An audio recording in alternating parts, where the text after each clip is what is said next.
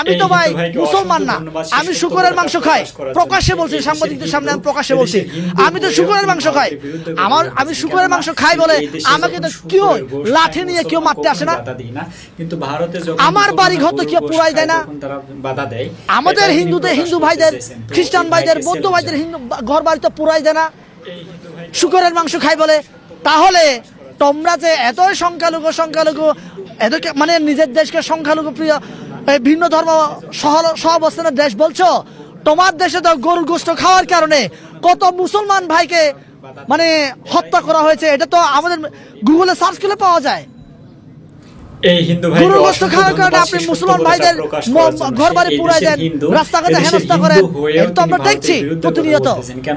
আপনি বলবেন আমার বাংলাদেশে